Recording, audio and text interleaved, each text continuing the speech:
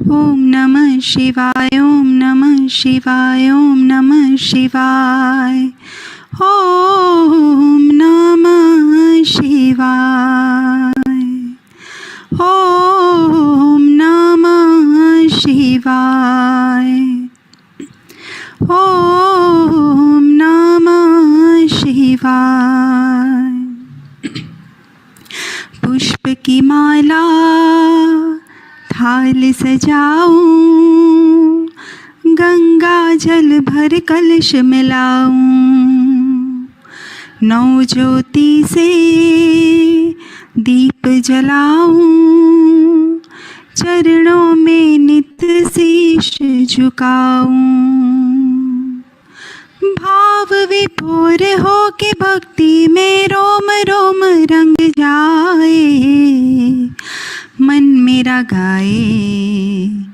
ओम नमः शिवाय, ओम नमः शिवाय, ओम नमः शिवाय, ओम नमः शिवाय, ओम नमः शिवाय, ओम नमः शिवाय।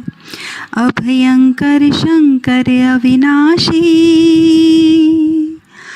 मैं तेरे दर्शन की अभिलाषी, जन्मों से पूजा की प्यासी, मुझ पे करना कृपा जराशी। तेरे सिवा मेरे प्राणों को और कोई ना भाए, मन मेरा गाए। ओम नमः शिवाय, ओम नमः शिवाय, ओम नमः शिवाय, ओम नमः शिवाय, ओम नमः शिवाय। जय शिव शंकर।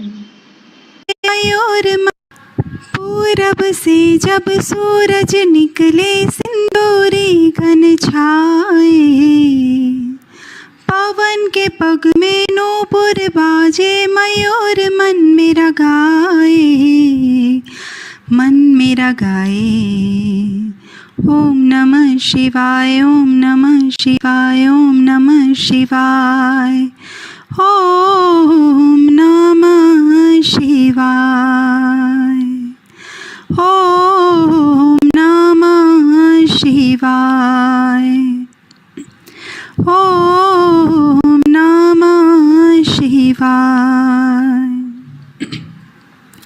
पुष्प की माला थाल सजाऊं, गंगा जल भर कलश मिलाऊं, नौ ज्योति से दीप जलाऊं, चरणों में नित शीश झुकाऊं। भाव विभोर हो के भक्ति में रोम रोम रंग जाए, मन मेरा गाए। ओम नमः शिवाय, ओम नमः शिवाय, ओम नमः शिवाय, ओम नमः शिवाय, ओम नमः शिवाय, ओम नमः शिवाय। अभयंकर शंकर अविनाशी, मैं तेरे दर्शन की अभिलाषी, जन्मों से पूजा की प्यासी, मुझ पे करना कृपा जराशी। तेरे सिवा मेरे प्राणों को और कोई ना भाए, मन मेरा गाए। ओम नमः शिवाय, ओम नमः शिवाय, ओम नमः शिवाय, ओम नमः शिवाय, ओम नमः शिवाय। जय शिव शंकर। आशुतोष शशांक शेखर चंद्रमौली दिगंबरा कोटि कोटि प्रणाम शंभो कोटि नमन दिगंबरा निर्विकार ओंकार अविनाशी तुम्ही देवाधिदेव जगत सर्जक प्रलय करता शिवं सत्यम सुंदरा निरंकार स्वरूप कालेश्वर महायोगी सदा दयानिधि दानीश्वराजे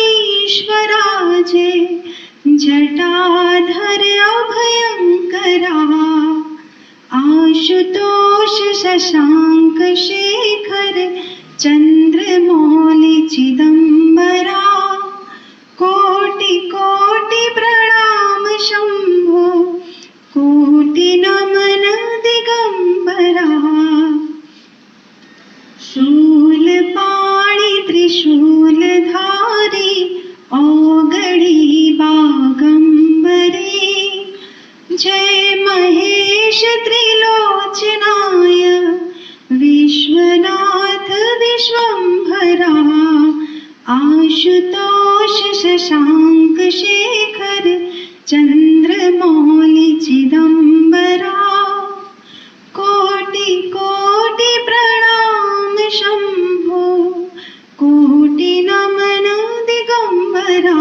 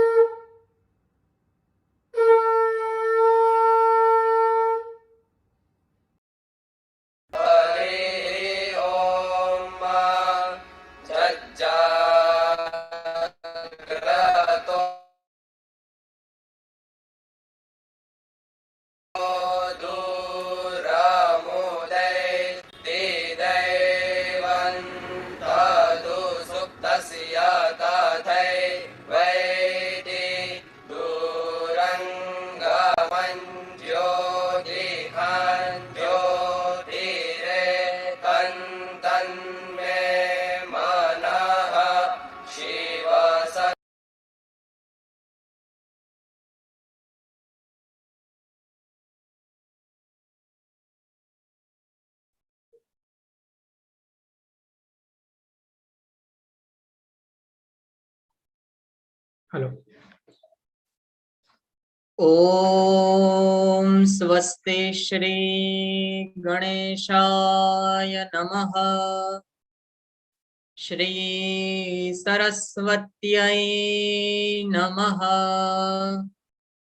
वर्णानामर्थसङ्खानां रसानां छन्दसामपि मङ्गलानां च कर्तारौ वन्दे वाणी विनायकौ भवानी शङ्करौ वन्दे श्रद्धा विश्वासरूपिणौ याभ्यां विना न पश्यन्ति सिद्धास्वान्तस्थमीश्वरं वन्दे बोधमयं नित्यं गुरुं शङ्कररूपिणम् यमाश्रितो हि वक्रोऽपि चन्द्रः सर्वत्र वन्द्यते सर्वमङ्गलमाङ्गल्ये शिवे सर्वार्थसाधिके शरण्ये त्र्यम्बके गौरी नारायणि नमोऽस्तुते नमोऽस्तुते व्यासविशालबुद्धे फुल्लारविन्दायतपत्रनेत्र येन त्वया भारततैलपूर्णः प्रज्वालितोऽयं ज्ञानमयप्रदीपः कृष्णाय वासुदेवाय हरये परमात्मने प्रणतक्लेशनाशाय गोविन्दाय नमो नमः। वागर्थाविव सम्पृक्तौ वागर्था प्रतिपत्तये जगतः पितरौ वन्दे पार्वती परमेश्वरौ ॐ नमः पार्वती पतये हर हर महादेव हर। काशिकापुराधिनाथ कालभैरवं भजे।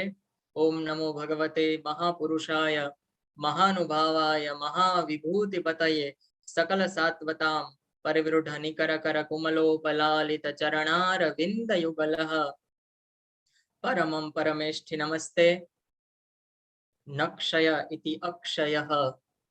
इस अक्षय तृतीया के पुनीत पावन आध्यात्मिक अवसर पर उपस्थित आप सभी भाई बहन और आपके हृदय में विराजमान भगवान श्री हरि के युगल चरण कमल में सदैन्य दंडवत प्रणाम करते हैं और सभी प्रगट अप्रगट चेतना आप सबको भी यहाँ से प्रेम प्रणाम करते हैं और आप सबको जय सिया राम, जय श्री कृष्ण, हरिओम। आज का दिन है अक्षय तृतीया का। बहुत ही अति मांगलिक तिथि कही जाती है कि मंगल प्रदान करने वाली तिथि है कि इस दिन किया हुआ कुछ भी क्षणिक नहीं होता, उसका क्षय नहीं होता, अक्षय रहता है। तो ऐसे पावन अक्षय तृतीया की आप सबको भूरिशः बधाई। और दूसरी भी प्रसन्नता की आज भगवान परशुराम का जन्म महोत्सव है, तो उसकी भी आपको भूरिशः बधाई। बहुत ही लंबा तो लिस्ट है कि बहुत ही अद्भुत तिथि के कितना संयोग हो रहा है आज की। भगवान नर नारायण का हयग्रीव अवतार है, नर नारायण भगवान का अवतार का दिन है आज, गंगा अवतरण का दिन है, फिर कई सारे संयोग आज बन रहे हैं। तो ऐसे पुनीत पावन पर्व पर माँ भगवती की कृपा से हम सब एकत्रित हो पाए और मैं आज की प्रसन्नता व्यक्त करता हूँ। और आज मुख्यतः जो श्री देवी अथर्व शीर्ष है उसके ऊपर हमें श्रीमती चेतनाबेन बूच जी से सत्संग प्राप्त होने वाला है। तो हम माँ भगवती की उपासना करें उसके पहले पार्वती पुत्र मानी भगवान गणेश जी की आराधना करना भी आवश्यक है। तो इसके लिए पहले हम एक साथ में जो गणपति अथर्व शीर्ष है वो तो बहुत ही प्रचलित है, आप सबको आता ही होगा, उसका हम एक बार साथ में गायन करेंगे और फिर हम चेतनाबेन से विनती करेंगे। और हमें तो सुना है कि पुणे महाराष्ट्र में तो एक साथ 5000 बहनें हजारों की संख्या में बैठकर भगवान गणपति के सामने इसकी आराधना करती है गणपति अथर्व शीर्ष के माध्यम से। तो ऐसा अद्भुत जो गणपति अथर्व शीर्ष है, आइए हम सब एक बार साथ मिलकर उसका गायन करें। यहाँ से हम स्क्रीन शेयर कर देंगे, आपको दिखाई देगा।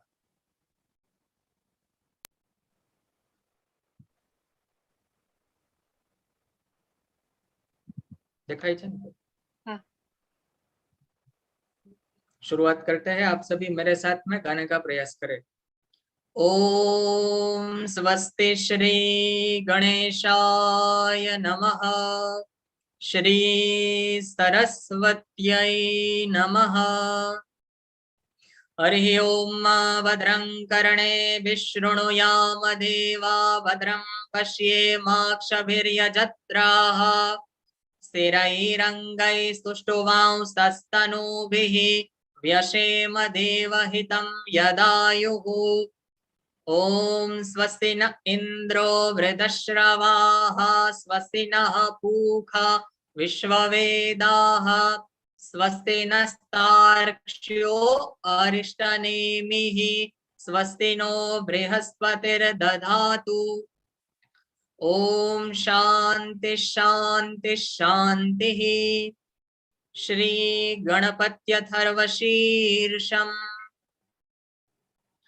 हरिः ओम नमस्ते गणपतये त्वमेव प्रत्यक्षं तत्त्वमसि त्वमेव केवलं कर्तासि त्वमेव केवलं धर्तासि त्वमेव केवलं हर्तासि त्वमेव सर्वं खल्विदं ब्रह्मासि त्वं साक्षादात्मासि नित्यं।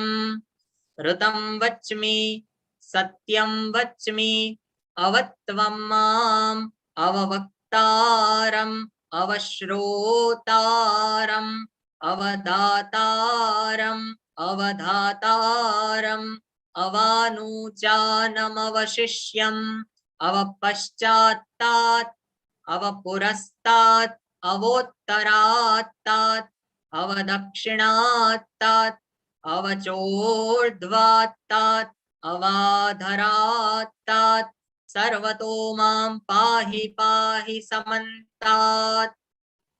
त्वं वाङ्मयस्त्वं चिन्मयः त्वमानन्दमयस्त्वं ब्रह्ममयः त्वं सच्चिदानन्दाद्वितीयोऽसि त्वं प्रत्यक्षं ब्रह्मासि त्वं ज्ञानमयो विज्ञानमयोऽसि सर्वं जगदिदं त्वत्तो जायते सर्वं जगदिदं त्वत्तस्तिष्ठति सर्वं जगदिदं त्वयि लयमेष्यति सर्वं जगदिदं त्वयि प्रत्येति त्वं भूमिरापो नलो नीलो नभः त्वं चत्वारि वाक्पदानि त्वं गुणत्रयातीतः त्वमवस्थात्रयातीतः त्वं देहत्रयातीतः त्वं कालत्रयातीतः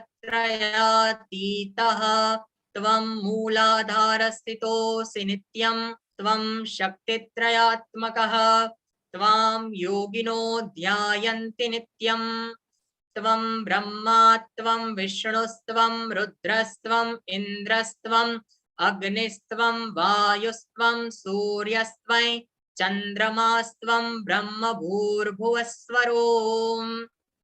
गणादिं पूर्वमुच्चार्य वर्णादिं तदनन्तरम् अनुस्वारः परतरः अर्धेन्दुलसितं तारेण रुद्धम् एतत्तव मनुस्वरूपं गकारः पूर्वरूपम् अकारो मध्यमरूपम् अनुस्वारश्चान्त्यरूपं बिन्दुरुत्तररूपं नादसन्धानं संहिता सन्धिः सैषा गणेश विद्या गणकऋषिः निच्रुद्गायत्रीश्छन्दः गणपतिर्देवता ॐ गं गणपतये नमः।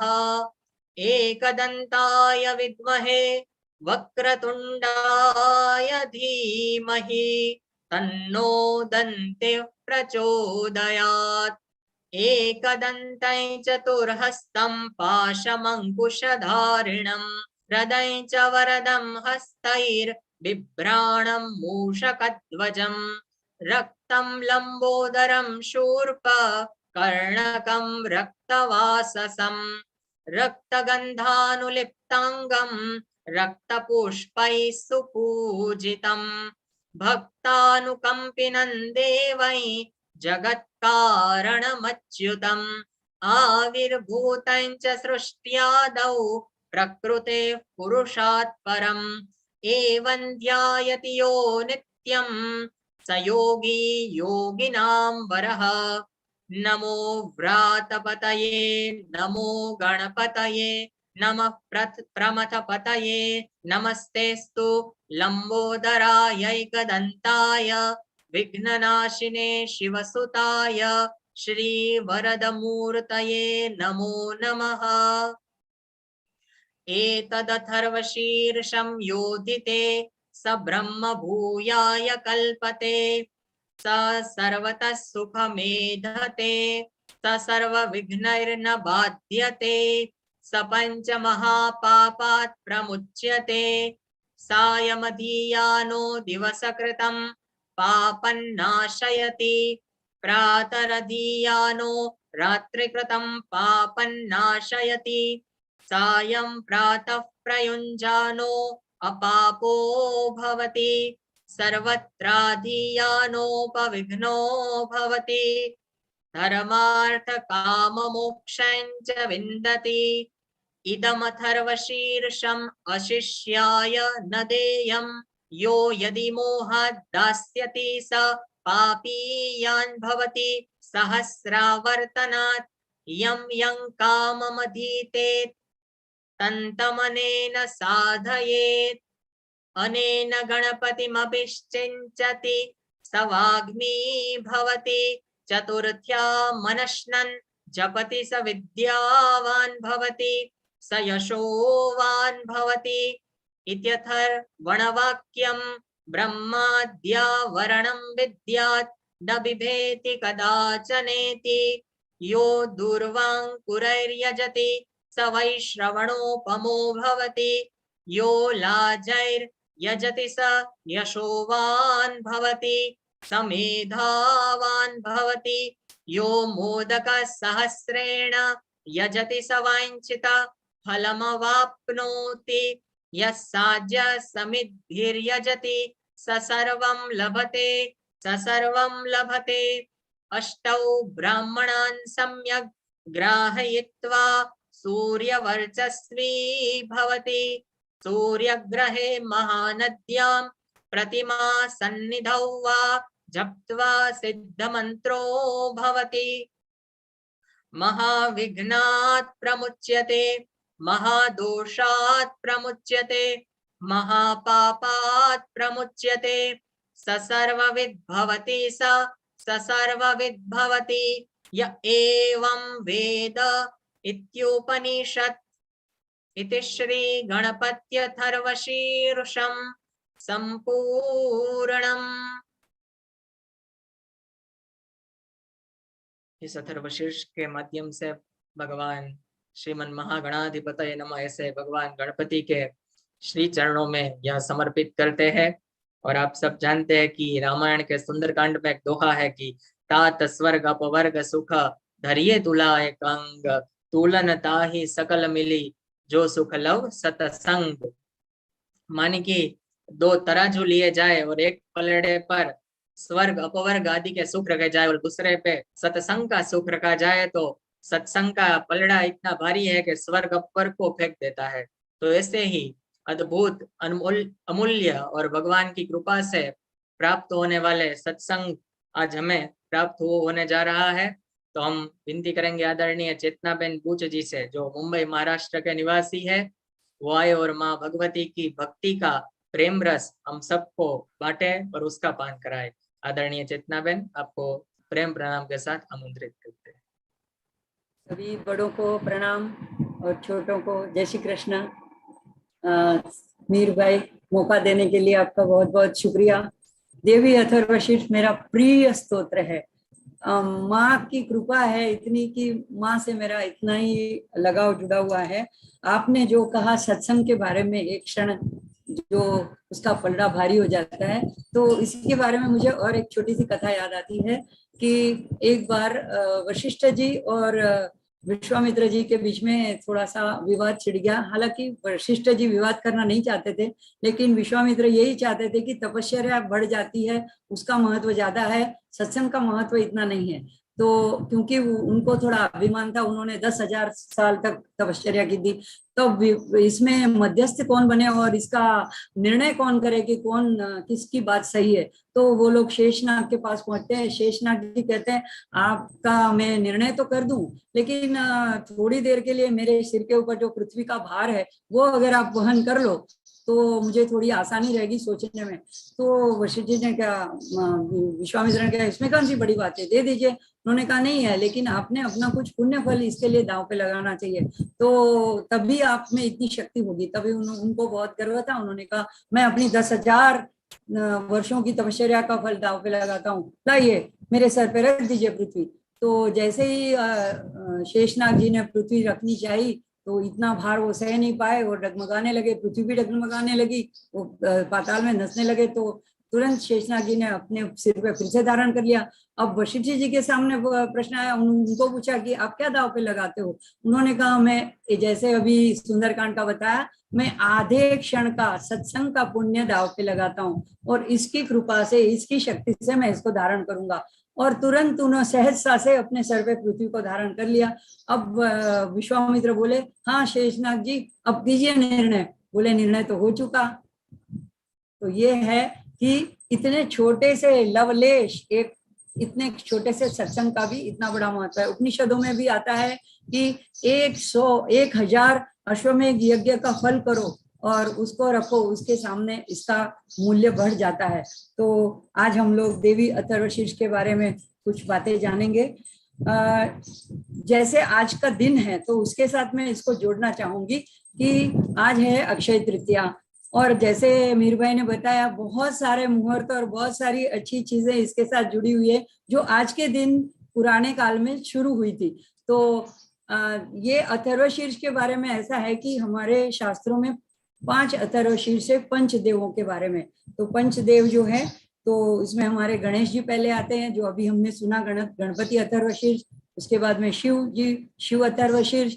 शक्ति का आता है देवी अथर्वशीर्ष, जिसके बारे में हम चर्चा करेंगे। नारायण के बारे में आता है नारायण अथर्वशीर्ष, और सूर्य। तो ये हमारे पंचदेव है, सूर्य अथर्वशीर्ष। अब हमने इसमें से देवी अथर्वशीर्ष क्यों चुना है इसकी बात हम आखिरी में करेंगे। लेकिन देखिए इनका आज के दिन के साथ कैसे महत्व जुड़ा हुआ है। तो पहले जो आता है कि गणेश अथर्वशीर्ष, तो आज के दिन महाभारत की लिखने की शुरुआत हुई थी और व्यास जी ने गणेश जी को निमंत्रण दिया था। तो गणेश जी के द्वारा ये महाभारत का लिखना हुआ प्रारंभ, और इसीलिए वो अक्षय है। देखिए आज 5,000 साल हो गए, लेकिन अभी भी महाभारत ग्रंथ वैसे का वैसा है। और उसमें भी जो अमूल्य रत्न भगवत गीता है वो उसका एक शब्द भी यहाँ से वहां नहीं हो। आप अनेक स्तोत्र में देखेंगे तो पाठ भेद मिल जाएगा, लेकिन गीता के जितने भी 700 श्लोक है उसमें कोई पाठ भेद नहीं है। तो ये अक्षय हुआ इसलिए कि आज के दिन वो हुआ था। तो ये गणपति के साथ जुड़ा हुआ, गणपति के साथ जुड़ी बात है। दूसरा आता है शिव अथर्वशीर्ष।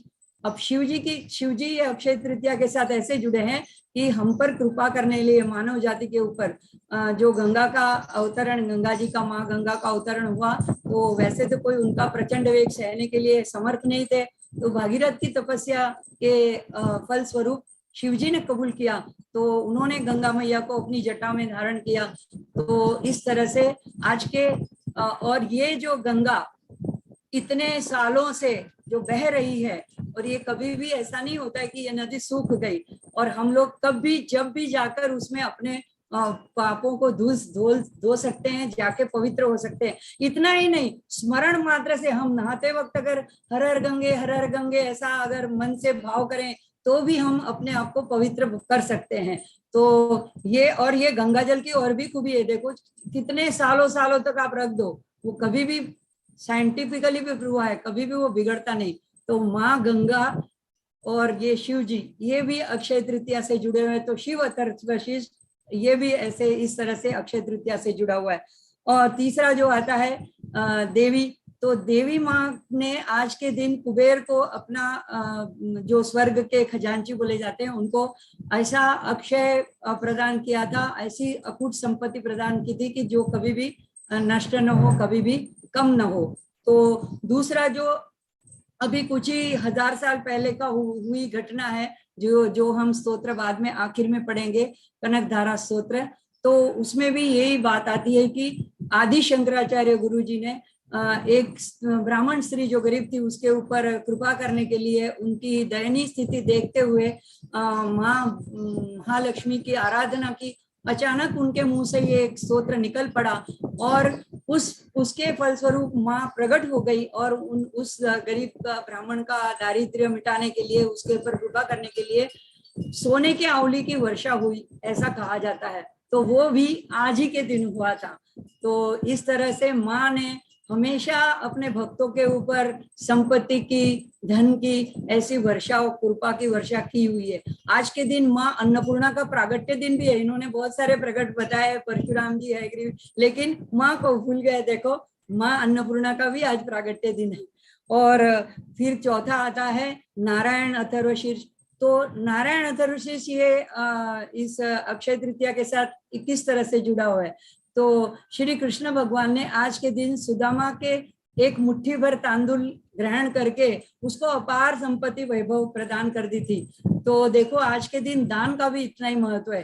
हालांकि वो दान के स्वरूप में नहीं लाया था, भेंट के स्वरूप में लाया था और फिर छुपा भी रहा था, लेकिन भगवान ने कृपा करके अपने आप उसके हाथ में से पोटली खींच ली। तो अगर आपके मन में थोड़ा भी भाव हो कि मुझे किसी को कुछ देना है और आपको कुछ संकोच भी होता हो, तो भगवान खुद आपसे वो ग्रहण कर लेंगे। और अगर भगवान को आपने तृप्त कर दिया तो सारा ब्रह्मांड तृप्त हो जाता है। तो ये बात नहीं है कि उसको तो श्री कृष्ण मिल गए और हम कहाँ ढूंढने जाएंगे। नहीं, हम दरिद्र को भी गरीब नहीं बोलते हैं, दरिद्र नारायण बोलते हैं। जो जरूरियातमंद है हमारे आसपास, तो उनकी जो भी जरूरत है, अगर आप कुछ भी नहीं दे सकते तो कम से कम आज के दिन ठंडे जल का ही दान कर लीजिए, तो उसी से भी भगवान तृप्त हो जाएंगे और वो आपका दान अक्षय रहेगा।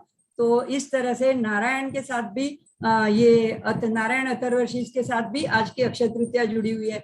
क्यों इसी दिन ये कृपा हुई थी सुदामा के ऊपर। अभी आखिरी आता है सूर्य भगवान का अथर्वशीर्ष। तो इसी आज के दिन ही जब पांडव वनवास में गए थे, तो भगवान ने, सूर्य नारायण ने उनको एक अक्षय पात्र दिया था। उसका नाम भी देखो, अक्षय पात्र है। अक्षय तृतीया के दिन अक्षय पात्र, जिसमें से कभी भी अन्न खत्म नहीं होता था। और इसी अक्षय पात्र की वजह से जब दुर्वासा ने उनकी कुछ परीक्षा लेना चाहिए, तो भगवान ने द्रौपदी को बचाने के लिए एक छोटा सा भाजी का पत्ता था जो लगा हुआ था अक्षय पात्र में, वो अपने मुंह में ग्रहण करके उनको बचा लिया। तो ये भी स्टोरी आपको मालूम ही होगी, ज्ञाती होगी। तो इसी तरह पांचों जो हमारे पंचदेव हैं, उनका आज के दिन के साथ संबंध है, अक्षय तृतीया के साथ किसी ना किसी तरह से वो जुड़े हुए हैं। अब हम मेन बात पे आते हैं, आज का देवी अथर्वशीर्ष।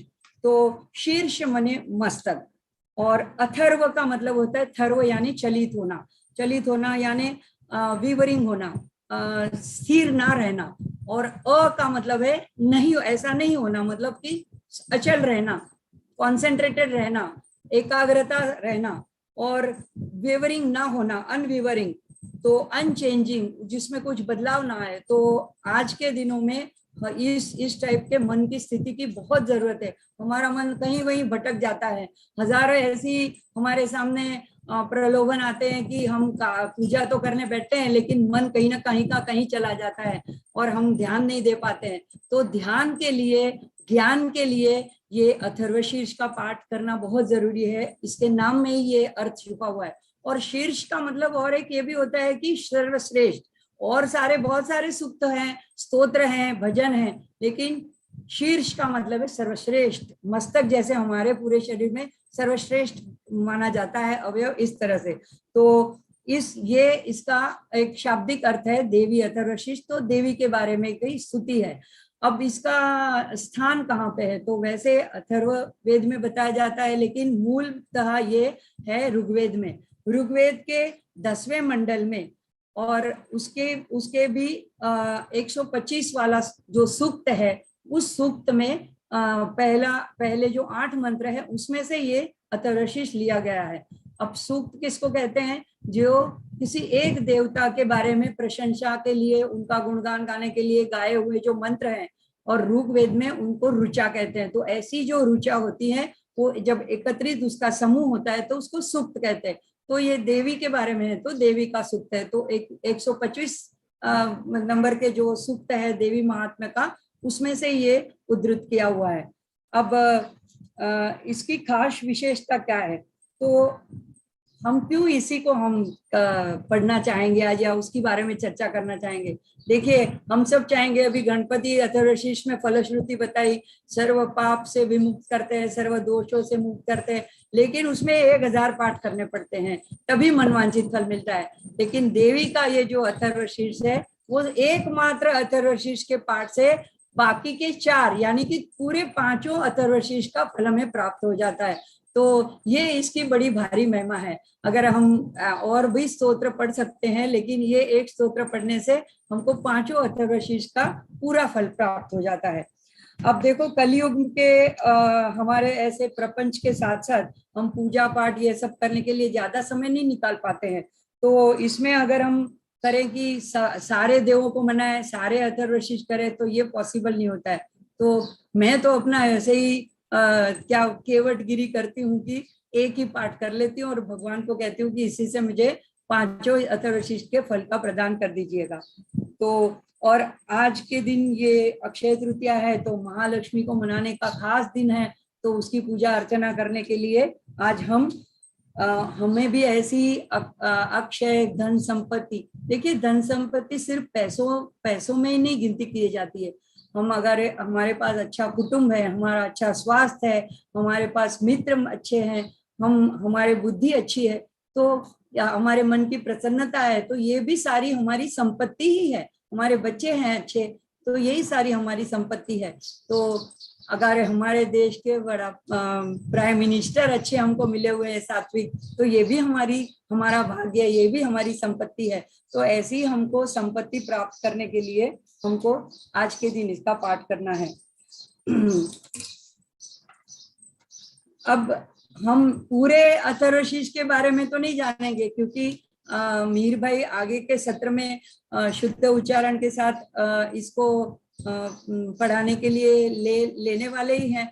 तो हम इसमें से जो मुख्य बात मुझे करनी है उसके बारे में मैं बात करूंगी। तो पहले तो ये प्रकट कैसे हुआ देवी अथर्वशीष, तो इसके बारे में भी एक छोटी सी कहानी है। क्या हुआ कि देवों और असुरों के बीच में तो हमेशा कुछ ना कुछ युद्ध चलता ही रहता था। तो देव एक बार इंद्र के आधिपत्य में सारे देव एक युद्ध में असुरों को परास्त कर दिया और वो लोग जीत गए।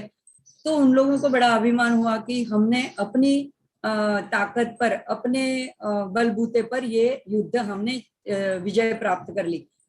अब सच पूछो तो हमारे में भी कभी कभी ये भाव आ जाता है। हम जब कुछ अचीव कर लेते हैं तो हमें लगता है ये तो मैंने इतनी मेहनत करी, मैंने प्रिपरेशन किया, इसलिए मैं पास हो गई, तभी मेरा फर्स्ट रैंक आया, तभी मुझे ये नौकरी मिली, मेरा इंटरव्यू अच्छा गया। लेकिन हम कभी भगवान को क्रेडिट देना भूल जाते हैं।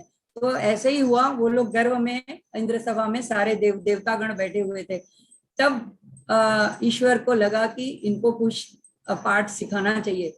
तो ब्रह्म जो है वो यक्ष के स्वरूप में वहां पे प्रकट हुए और सब देवताओं ने सभा में से देखा इंद्र के सहित की कोई ऐसा यक्ष स्वरूप आकाश में प्रकट हुआ है।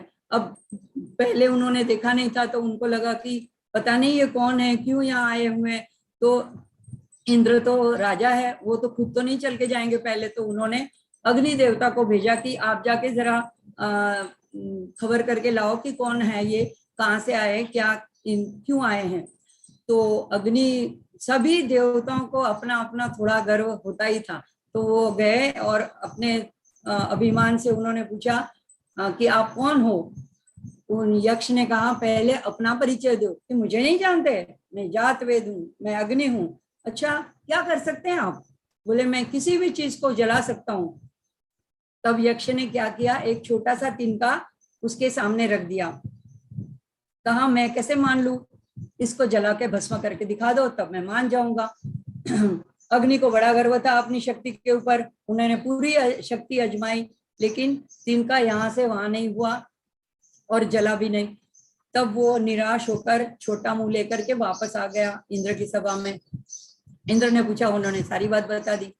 तब उन्होंने वरुण देव को भेजा, तो उन्होंने वायुदेव आया तो उन्होंने पूछा, सेम उन्होंने भी ऐसे ही पूछा यक्ष से, आप कौन हो? यक्ष ने कहा, पहले आप बताओ। तो मातरिश्वा हूँ। अच्छा, आप क्या कर सकते हो? मैं इतनी आंधी चलाता हूँ, किसी को भी उड़ा के कहीं भी ले जा सकता हूँ। उसके सामने भी यक्ष ने वो तिनका रख दिया और कहा, इसको उड़ा के दिखा दो तब मैं मान लूं। उन्होंने भी अपनी सारी शक्ति लगा दी पवन देव ने, लेकिन तिनको को उड़ा नहीं पाए। तब वो भी थोड़ा हताश होकर के छोटा मुंह लेकर के वापस आ गए। अब जब ये दोनों बड़े देव वापस आ गए तो इंद्र को लगा इसमें जरूर कुछ भेद है, तो वो थोड़ा नम्र होकर के पूछने के लिए, नम्र भाव से पूछने के लिए आए। बाकी लोग तो गर्व से आए थे, ये थोड़ा नम्र होके आए। तो अचानक से यक्ष जो है वो आकाश में अंतर्ध्यान हो गए, मतलब डिसअपियर हो गए। तो अब इंद्र को बड़ा आश्चर्य हुआ कि हम तो जान भी नहीं पाए कि कौन है। इसके बाद में उन्होंने नम्रता से जब प्रार्थना की, तब अष्टभुजा देवी महालक्ष्मी वहां पे प्रकट हुई और देवी ने अपने बारे में, अपने स्वरूप के बारे में जो बताया, वो ये देवी अथर्वशीष के शुरू के 7 मंत्र हैं। तो देवी अपने स्वरूप के बारे में बताती हैं, और ये जब 7 मंत्र पूरे हो जाते हैं, देवों के समझ में आ जाता है कि हमने क्या गलती करी है, हमने जो विजय प्राप्त करी है अपनी शक्ति और अपने सामर्थ्य पे नहीं की है, ये हम हमारे ऊपर देवी माँ की कृपा थी, उनकी शक्ति से हुआ। उनका नाम ही शक्ति है, उनकी शक्ति से ही हम ये विजय प्राप्त कर किया था हमने। तो उसके बाद में देव इतने नम्र हो गए और उन्होंने मिल करके देवी की प्रार्थना की। तो जब उन्होंने देवी की प्रार्थना करनी शुरू करी, तो उसमें जो 8वां और बाद में जो 9वां मंत्र है, वो मंत्र है देवी का, नमो देव्यै महादेव्यै शिवायै सततं नमः, नमः प्रकृत्यै भद्रायै नियता प्रणता स्मताम। तो ये श्री सूक्त में पहला है मंत्र, और यहाँ पे ये 8 नंबर का मंत्र है। तो ये मंत्र के द्वारा वो कहते हैं कि हे देवी, आपको नमस्कार है। हे महादेवी, सभी लोगों को अपने अपने कर्तव्य में प्रवृत्त करने वाली हो आप। मतलब देखिए, अगर हमारे में शक्ति ना हुई तो हम किसी भी कार्य को कर नहीं पाते हैं। अब जब हम थक जाते हैं तो कोई कार्य नहीं कर पाते हैं। तो देवता ये समझ में आ गया देवता की, तो वो लोग प्रार्थना रूप से ये मंत्र में बताते हैं कि आप भले भले लोगों को, मतलब बड़े बड़े लोगों को, ये नहीं कि छोटे मोटे, सभी को आप कार्य में, कर्तव्य में प्रवृत्त करने वाली हो और कल्याणकारी हो। आप भद्रा हो, शिवा हो और गुण साम्य अवस्था रूपिणी हो। अब जब तीनों गुणों की साम्य अवस्था होती है तभी वो प्रकृति कहलाती है। तो ये प्रकृति ही देवी है। ब्रह्म तो अक्रिय है, तो सारा जगत का पालन करना, जगत के ऊपर, जीवों के ऊपर कृपा करना, ये तो सारा प्रकृति के ऊपर ही आता है, यानी माँ के ऊपर ही जिम्मे आता है। तो माँ ही सबका रक्षण करती है। तो ऐसी देवी को नमस्कार है और नियम युक्त होकर हम आपको प्रणाम करते हैं। ये इसका 9वां मंत्र है। उसके बाद में 12वां मंत्र है जो गायत्री मंत्र बोला जाता है लक्ष्मी जी का। तो महालक्ष्म्यै च विद्महे सर्वशक्त्यै च धीमहि तन्नो देवी प्रचोदयात्। तो यहाँ पे फिर से देवतागण और प्रार्थना करते हैं कि हम महालक्ष्मी को जानते हैं मतलब हम ज्ञान प्राप्त करना चाहते हैं महालक्ष्मी के बारे में। वह सर्वशक्ति स्वरूपिणी माँ का हम ध्यान करते हैं। देखो, पहले तो हमको किसी के बारे में ज्ञान प्राप्त करना चाहिए। जब ज्ञान प्राप्त करें, उसका स्वरूप को जाने, तब हम उसके स्वरूप का ध्यान करते हैं। और वे देवी हमें इस ध्यान के विषय में प्रवृत्त करे। गायत्री मंत्र में भी यही कहते हैं कि हमको सन्मार्ग में प्रेरित करे। तो आज के दिन हमें यही प्रार्थना करनी है। हमको भगवान से अगर मांगना है तो यही मांगना है कि हमको ज्ञान और ध्यान, आपका स्वरूप हमेशा हमारे सामने रहे, इसी में हमको प्रवृत्त करे, इसी शुभ कार्य में, सत्कार्य में आप हमें प्रवृत्त कीजिएगा। इसके बाद 14वें मंत्र में मंत्र शास्त्र में जिसको पंचदशी कहते हैं, यानी श्री विद्या के नाम से भी जाना जाता है, तो ये अत्यंत गूढ़ मंत्र है। तो जल्दी से किसी गुरु के पास दीक्षा लेने के बाद ही वो प्राप्त होता है। लेकिन यहाँ पे ब्यूटी क्या है, यहाँ पे इसका क्या एक आश्चर्य है कि रचनाकार मंत्र दृष्टा ऋषियों ने क्या किया है कि उसके जो अलग अलग शब्द हैं उसको इस खूबी से तोड़ तोड़ करके, विशृंखल करके, छोटे छोटे इसमें रख के इस तरह से मंत्र में गूंथ लिया है, उसको अंदर पिरो दिया है कि अगर हम वो मंत्र बोलते हैं तो हमारा साथ साथ में वो पंचदशी का मंत्र भी बोला जाया, ऐसा माना जाता है। तो अगर हम इसका पुरस्चरण करते हैं तो हमारा साथ साथ में पंचदशी श्री विद्या का भी पुरस्चरण हो जाता है। तो फिर उसके बाद में 18 और 19 ये दोनों मंत्र हैं, उसमें देवी प्रणव की बात है। जैसे ब्रह्म एकाक्षरम ब्रह्म, ऐसे उसका ओमकार के बारे में कहा जाता है कि ब्रह्म का अगर एकाक्षरी कोई मंत्र है, एक अक्षर में अगर ब्रह्म को व्याख्यायित करना है या उसको पूजना है या उसको ध्यान करना है तो ओमकार है। तो इसी तरह से देवी के ध्यान के लिए ऋमकार है। ऋमकार ये एक एकाक्षरी मंत्र है, एकाक्षरी प्रणव है, तो देवी प्रणव बोलते हैं इसको। तो इसकी बात 18 और 19वें दोनों श्लोक में बताई गई है, और ये भी खूबी से बताई है, ऐसे उसको भी विशृंखल करके पिरो के बताई गई है। तो जब हम मंत्र बोलते हैं तो हमारा ऋमकार का भी जप हो जाता है। उसके बाद में जो 20वां मंत्र है, 20 नंबर का, उसमें नवार्ण मंत्र है, जो देवी का चंडी पाठ बोलते हैं, सप्तशती बोलते हैं। उसमें जो माँ का जो खास मंत्र है, जैसे शिव जी का ओम नमः शिवाय है या गणपति का ओम गंग गणपतये नमः है, तो ऐसे ही देवी का मंत्र है ओम ऐम ह्रीम क्लीम चामुंडायै विच्चे।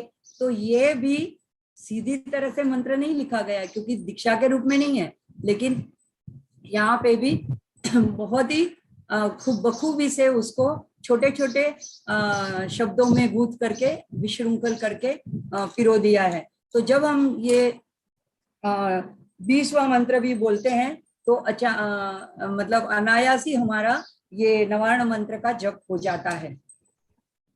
अब बहुत सारी बातें हैं इसमें, लेकिन जब हम इसका अभ्यास करेंगे शुद्ध उच्चारण का तो मिहिर भाई अर्थ विवेचन में एक एक श्लोक बहुत गहराई से बताएंगे। मैं सिर्फ इसका ऊपर ऊपर से बात आपको बताती हूँ, इसलिए कि आज हम उसका गायन करेंगे, और जब हम किसी की महत्ता जानते हैं ना तो हमारा इंटरेस्ट बढ़ जाता है, हमको और जिज्ञासा होती है, हम जानना चाहते हैं, हम उसको पढ़ना चाहते हैं, हम उसको शुद्ध उच्चारण सीखना चाहते हैं।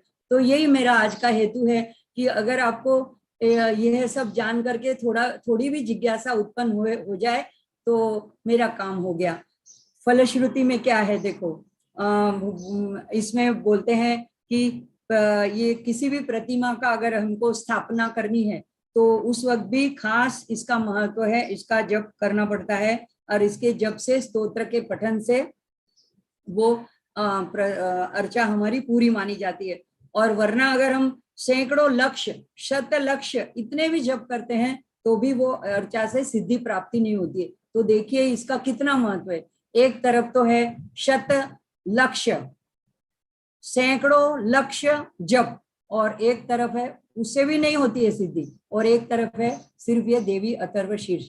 जब हम सप्तशती का भी पाठ करते हैं तो उसके भी 6 अंगों में इसकी गिनती नहीं है, लेकिन फिर भी उसके साथ भी इसका पाठ किया जाता है।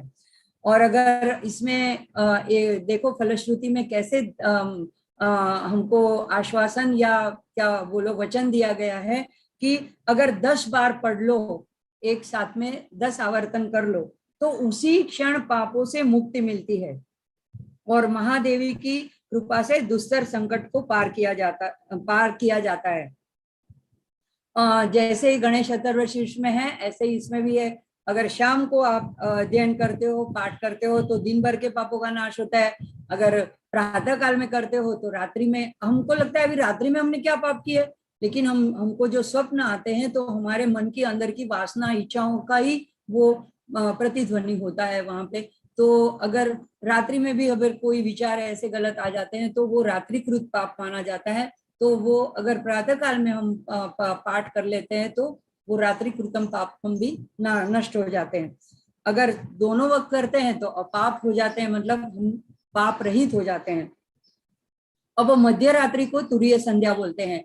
तो तंत्र शास्त्र में इसका भी बड़ा महत्व है। तो हम अभी बहुत बार ऐसा होता है कि नींद उड़ जाती है, नींद नहीं आती है, तो जब तुरीय संध्या यानी मध्य रात्रि को अगर इसका जब किया जाए तो वाक यानी वाणी की सिद्धि प्राप्त होती है। मतलब फिर वो जो संत महात्मा अगर जो होते हैं वो जो बोलते हैं वो सत्य हो जाता है, उनकी वाणी सिद्ध हो जाती है।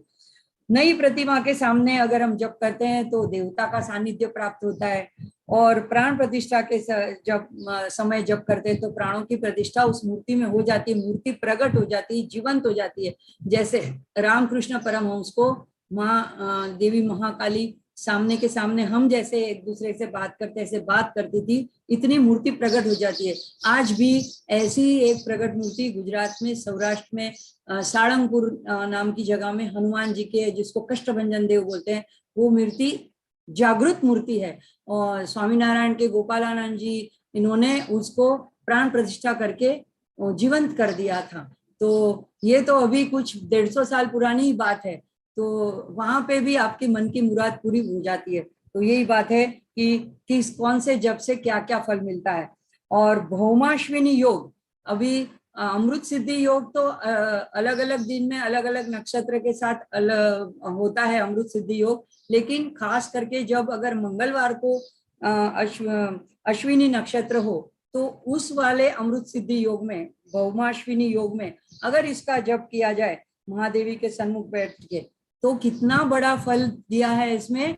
महामृत्युंतरति, तो 2 बार बोला है महामृत्युंतरति। यह एवं वेद, जो ये जानते हैं कि इससे तो महामृत्यु से तर जाता है। कौन सी है महामृत्यु? हम तो जन्म मरण के चक्कर में फंसे हुए हैं। महामृत्यु मतलब एक बार की मृत्यु, उसके बाद में फिर जन्म नहीं, तो मोक्षदायिनी है। ये स्तोत्र बड़ा अद्भुत है। हालांकि इसका इतना प्रचलन नहीं है जितना गणपति अथर्वशीर्ष को लोग जानते हैं, इतना ये देवी अथर्वशीर्ष प्रचलित नहीं है। लेकिन मैं जरूर आप लोगों से ये प्रार्थना करूंगी कि आप लोग ये पढ़ें, शुद्ध उच्चारण के साथ सीखें और इसका पठन करें। माँ बड़ी दयालु होती है। देखो, माँ के साथ में अगर कोई उच्चारण में गलती भी हो जाए या कुछ अपराध भी हो जाता है ना, तो हम आखिर में क्षमापना भी मांग लेते हैं माँ से, तो माँ हमें माफ कर देती है। तो और विश्वास पूर्वक कहा है, इसलिए इसको 2 बार दोहराया है, महामृत्युंतरति महामृत्युंतरति। और इसको बोला गया है कि इस प्रकार अविद्या का नाश करने वाली ये ब्रह्म विद्या है, उपनिषद है। देखो, उपनिषद तो लंबे चौड़े उपनिषद भी होते हैं, संवाद वाले उपनिषद भी होते हैं, लेकिन ये सिर्फ इतने 26-27 मंत्रों का ये जो स्तोत्र है वो एक उपनिषद है, देवी उपनिषद बोल सकते हैं इसको। तो आज के दिन हम माँ के प्रीति के अर्थ, और कुछ नहीं चाहिए, हम माँ से कुछ नहीं मांगना चाहते हैं, हम माँ की प्रीति के लिए इसका गायन करेंगे। मीर भाई। ठीक।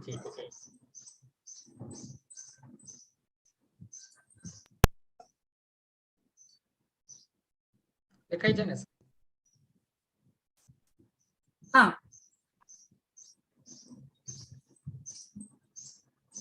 આમાં શાંતિપાઠ નથી આવતો।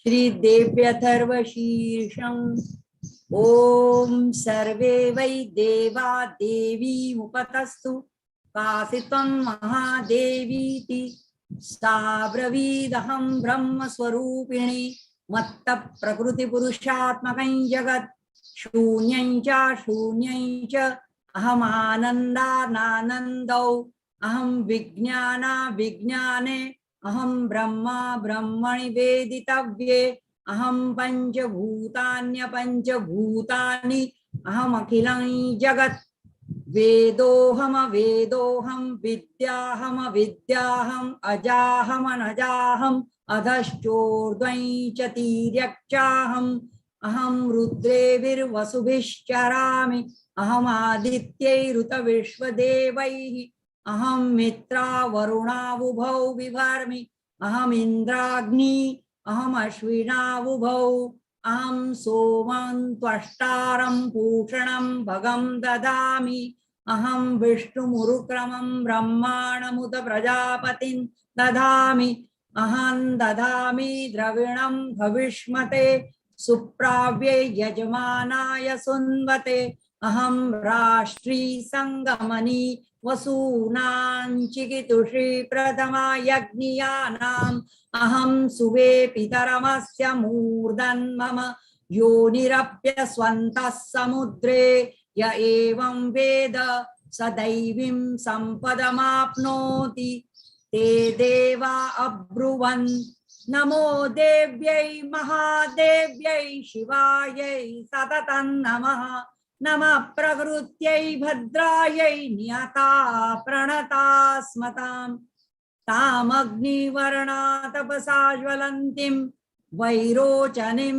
कर्मफलेषु जुष्टां दुर्गां देवीं शरणं प्रपद्यामहे शूरान्नाशयित्यै ते नमः देवीं वाचमजनयन्त देवास्तां विश्वरूपा पशवो वदन्ति सा नो मन्द्रेशमूर्यदुहाना धेनुर्वागस्मानुपसुष्टुतैतु कालरात्रिं ब्रह्मस्तुतां वैष्णवीं स्कन्दमातरं सरस्वतीमदितिं दक्षदुहितरं नमामः पावनां शिवां महालक्ष्म्यै च विद्महे सर्वशक्त्यै च धीमहि तन्नो देवी प्रचोदयात् अदितिर्ह्यजनिष्ठदक्षया दुहिता तव तान् देवा अन्वजायन्त भद्रा अमृतबन्धवः कामो योनि कमला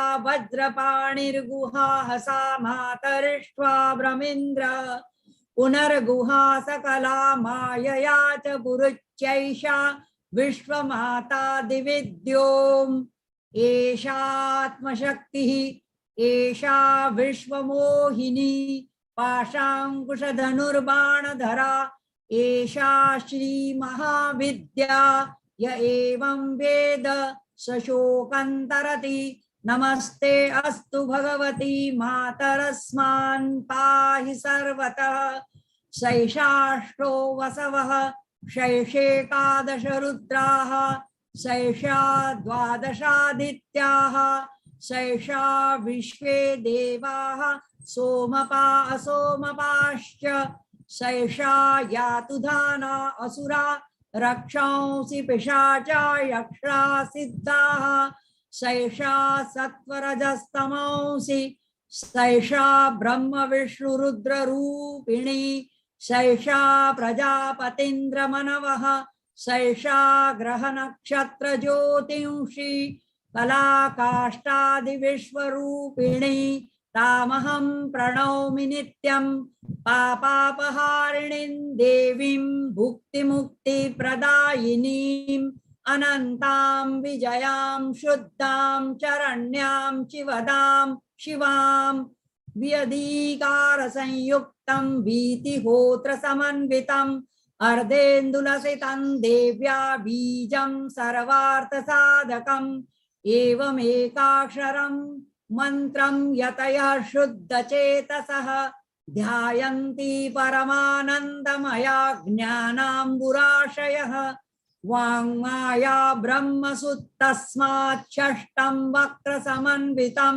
सूर्यो वामश्रोत्रबिन्दुसंयुक्तष्टा तृतीयकम् नारायणेन सम्मिश्रो वायुश्चाधारयुक्ततः विच्चेन वार्णकोर्णः स्यान्महदानन्ददायकः हृत्पुण्डरीकमध्यस्थां प्रातः सूर्यसमप्रभां पाशाङ्कुशधरां सौम्यां वरदाभयहस्तकां त्रिनेत्रां रक्तवसनां भक्तकामदुदां भजे नमामि त्वां महादेवीं महाभयविनाशिनीं महादुर्ग प्रशमनीं महाकारुण्य रूपिणीं यस्या स्वरूपं ब्रह्मादयो न जानन्ति तस्मादुच्यते अज्ञेया यस्या अन्तो न लभ्यते तस्मादुच्यते अनन्ता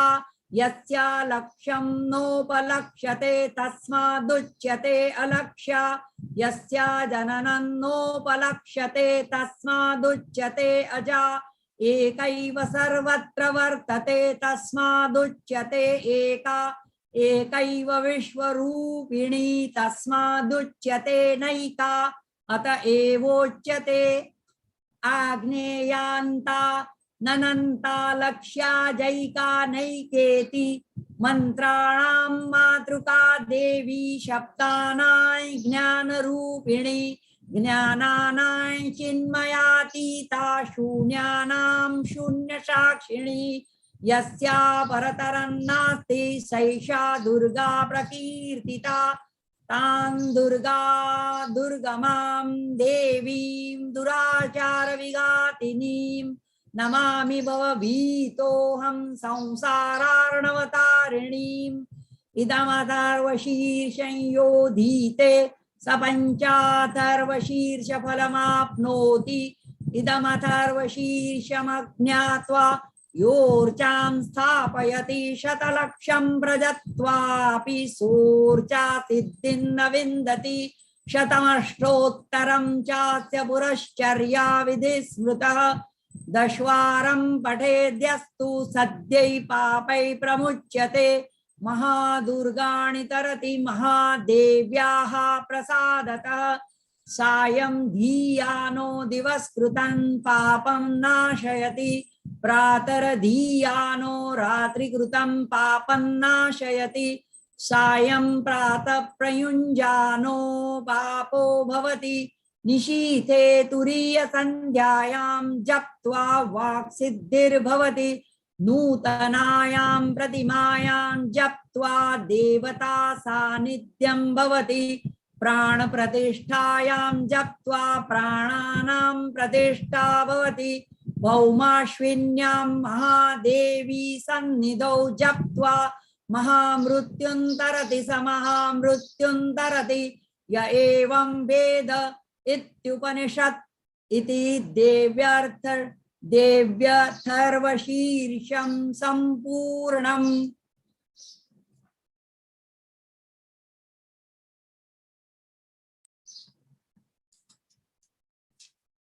अपराध सहस्राणि क्रियन्ते हर्निशं मया दासोऽयमिति मां मत्वा क्षमस्व परमेश्वरी आवाहनं न जानामि विसर्जनं पूजां चैव न जानामि क्षम्यतां परमेश्वरी मंत्रहीनं क्रियाहीनं भक्तिहीनं सुरेश्वरी यत्पूजितं मया देवी परिपूर्णं तदस्तु मे अपराधशतं कृत्वा जगदम्बेति चोच्चरे यां गति समवाप्नोति न तां ब्रह्मादयः सापराधोऽस्मि शरणं प्राप्तस्त्वां जगदम्बिके इदानीमनुकम्प्योऽहं यथेच्छसि तथा कुरु अज्ञानाद् विस्मृतेर्भ्रान्त्या यन्न्यूनमधिकं कृतं तत्सर्वं क्षम्यतां देवी प्रसीद परमेश्वरी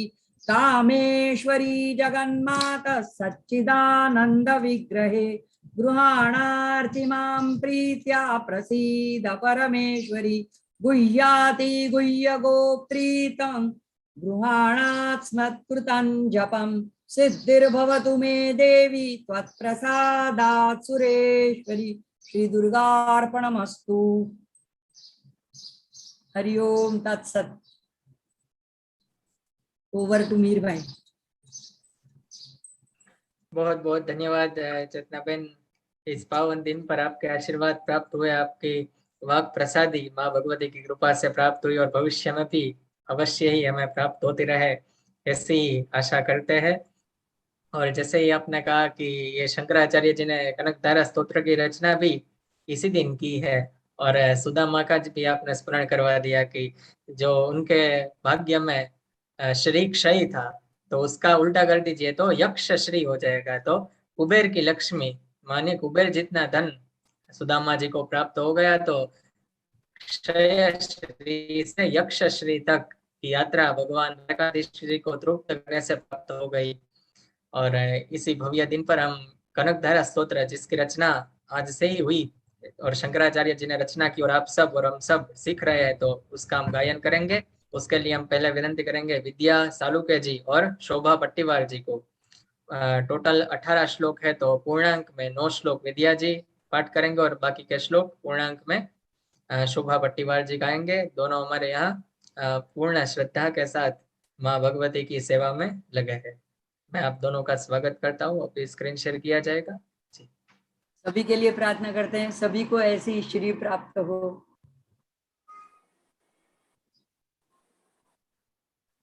बहुत बहुत धन्यवाद मीर भैया, और चेतना दीदी को भी बहुत बहुत धन्यवाद।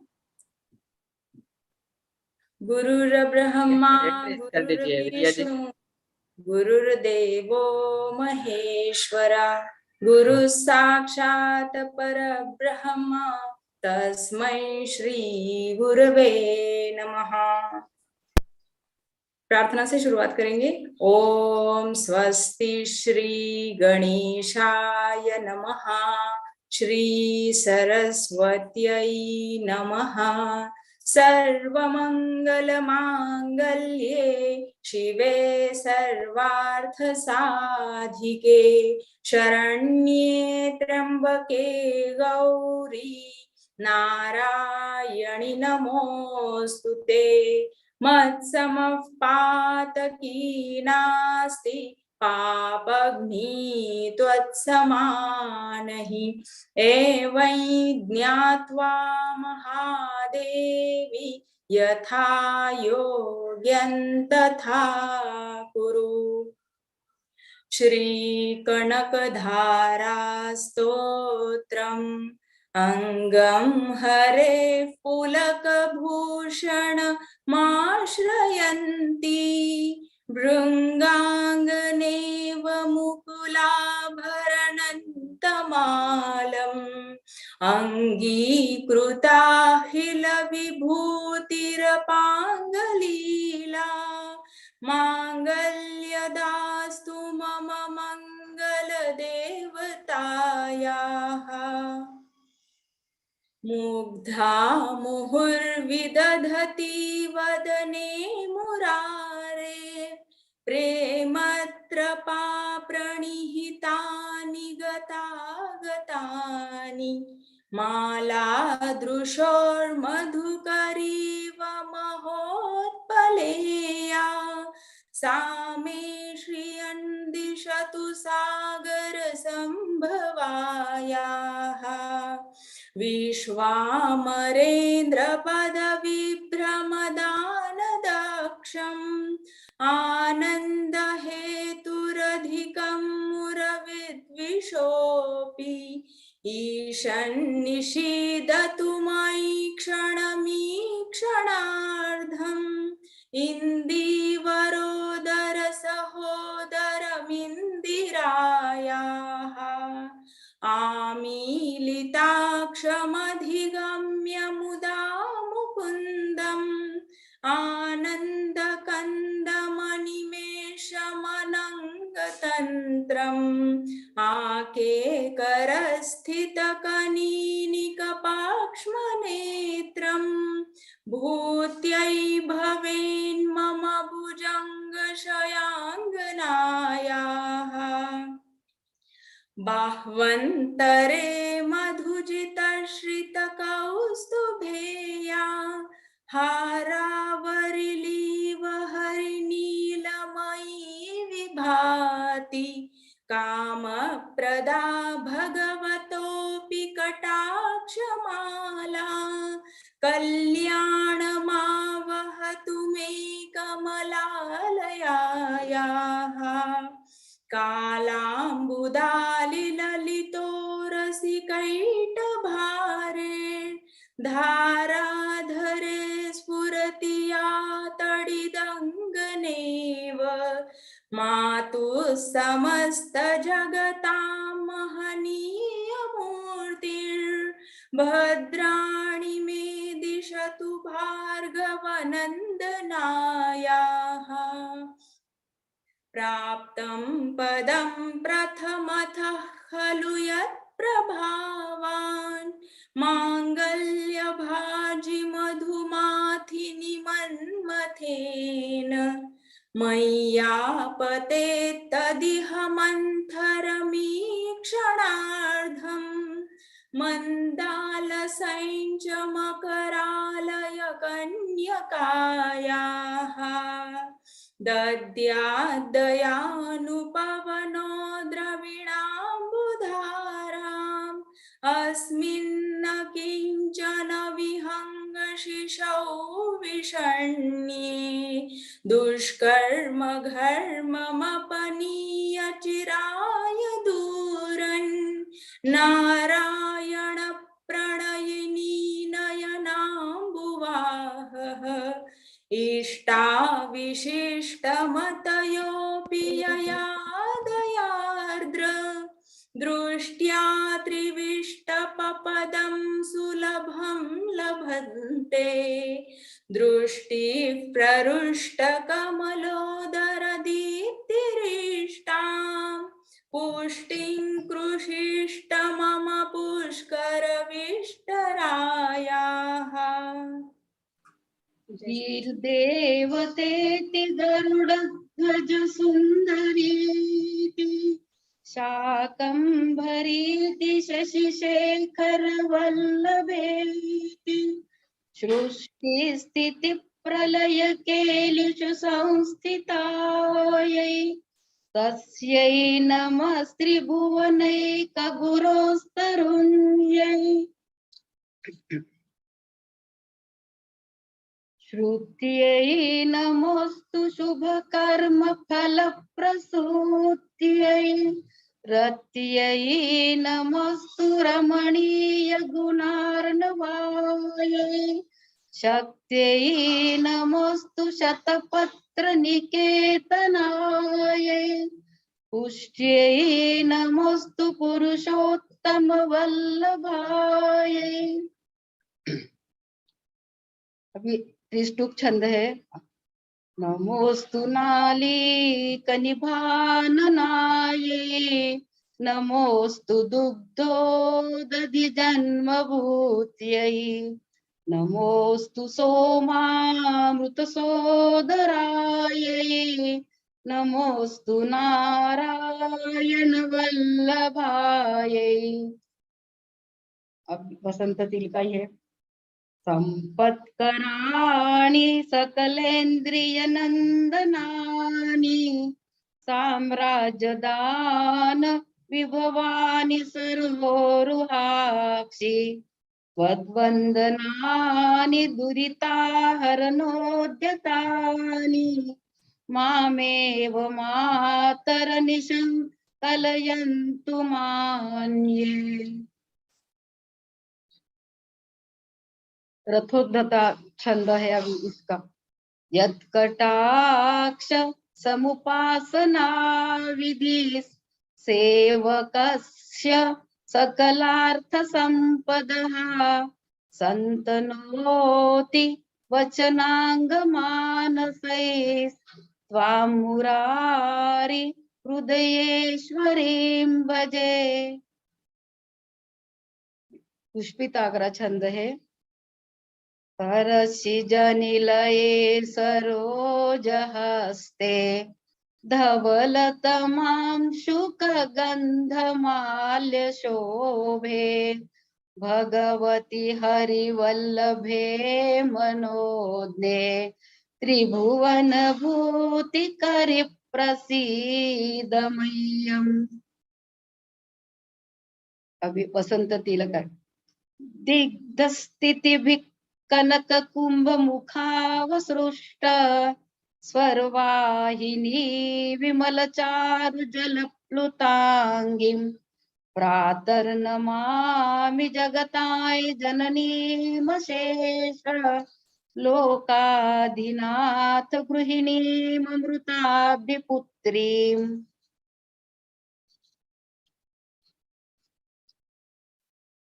मालभारिणी छंद इसका।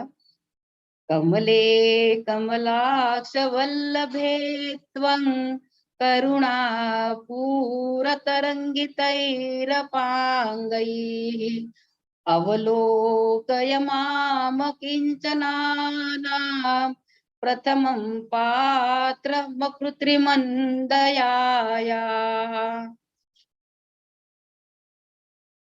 छंद प्रभावती। स्तुवन्ति ये स्तुतिभिर्मुभिरन्वहन् त्रयीमयीं त्रिभुवनमातरं रमां गुणाधिका गुरुतर भाग्यभागिनो भवन्ति ते भुवि बुध भाविताशया।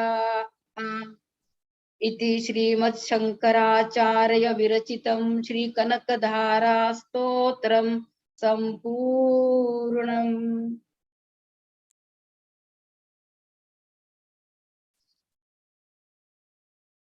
बहुत बहुत बहुत बहुत धन्यवाद शोभा जी और विद्या जी, आप दोनों का बहुत बहुत धन्यवाद करते हैं। और भगवान की कृपा से आज गणपति अथर्वशीर्ष, उसके बाद श्री देवी अथर्वशीर्ष और फिर कनकधारा स्तोत्र, इन तीनों का हमने अच्छे से पाठ किया और भगवान की कृपा ऐसे ही बनी रहे। और आप सबको विदित कर दे कि शुक्रवार को शंकराचार्य जयंती भी है, तो भगवान का कुछ आदेश रहेगा तो भगवान का आशीर्वाद होगा और कुछ होगा तो हम अवश्य ही आपको ग्रुप पर सूचित कर देंगे। बाकी अगले सोमवार से आप सब जानते हैं कि दारिद्र्य दहन स्तोत्र आपका शुरू हो जाएगा। जैसे ही ये कनकधारा स्तोत्र की बैच तो पूर्ण होगी, उसके बाद तुरंत ही सोमवार से दारिद्र्य दहन स्तोत्र जो केवल 8 या 9 श्लोकों में है, जो केवल 4 दिन के लिए, जो अगले गुरुवार तक चलेगा और आपको इसी ग्रुप में, इसी बैच में आपको सिखाया जाएगा। उसकी पीडीएफ वगैरह सब कुछ आपको जल्द ही प्रोवाइड कर दिया जाएगा। अब सबका बहुत बहुत धन्यवाद। भगवान के चरणों में सत्र को समर्पित करते हैं। कृष्णाय वासुदेवाय हरये परमात्मने प्रणत क्लेशनाशाय गोविन्दाय नमो नमः। वागर्धाविव सम्पृक्तौ वागर्धा प्रतिपत्तये जगतः पितरौ वन्दे पार्वती परमेश्वरौ। ओम नमः पार्वतीपतये हर हर महादेव हर। श्री कृष्ण, जय श्री कृष्ण, जय सिया राम।